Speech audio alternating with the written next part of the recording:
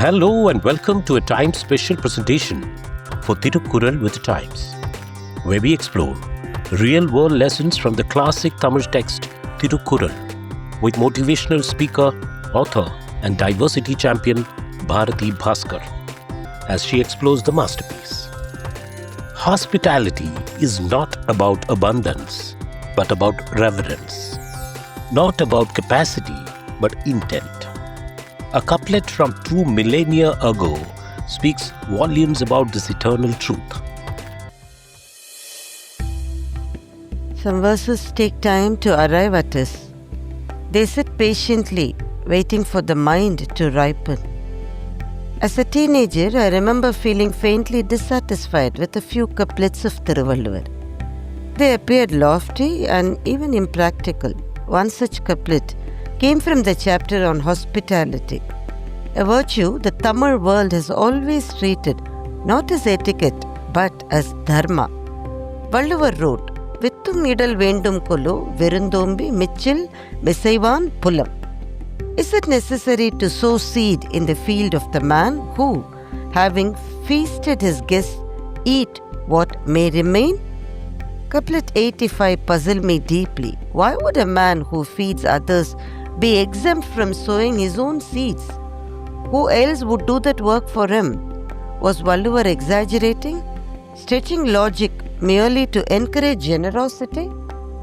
Feeling that I was missing something essential, I asked my mother. She in turn asked her mother, my grandmother, to tell us a story that afternoon. That day became my first introduction to Nayan Mass, the 63 celebrated servitors of Lord Shiva. And it came not from scriptures but from a steel chatti of tangy puli sadam in our small triplicane house.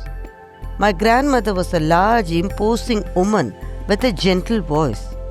During summer vacations, lunch was always fed by her hand, and every meal came with a story.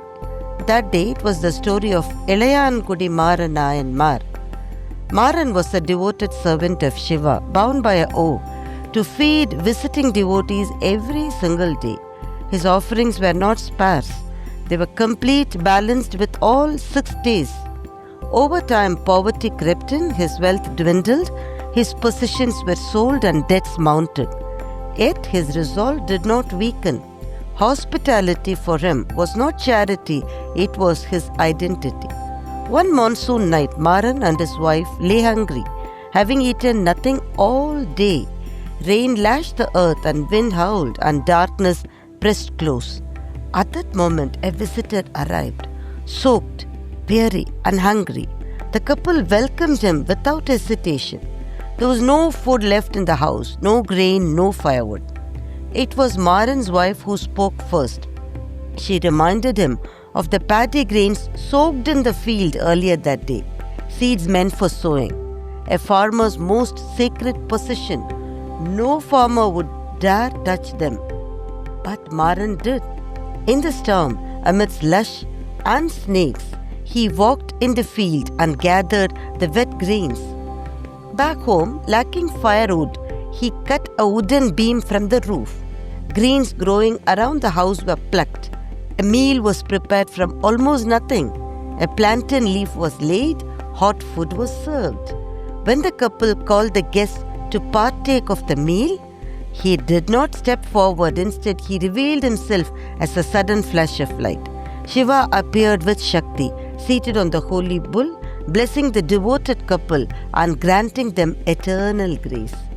Years later, when I read this episode in the Periya Puranam, it returned to me with renewed force. Maran could have refused. Hunger justified it.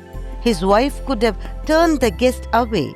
But what guided them was not even devotion to God, it was unwavering commitment to the guest. Aditi Devo Bhava, Virundhinar Devam.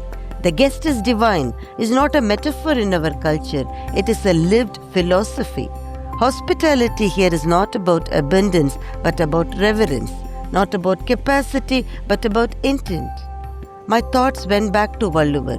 He posed a question and gave an inherent answer. A person who treats the service to humanity as service to God need not toil, need not sow the seeds. Perhaps because the universe sows for him. Perhaps because the grace follows those who give without calculation. Or perhaps because hospitality itself is the richest harvest. Valluvar was not being illogical after all. He was simply seeing further than most of us do.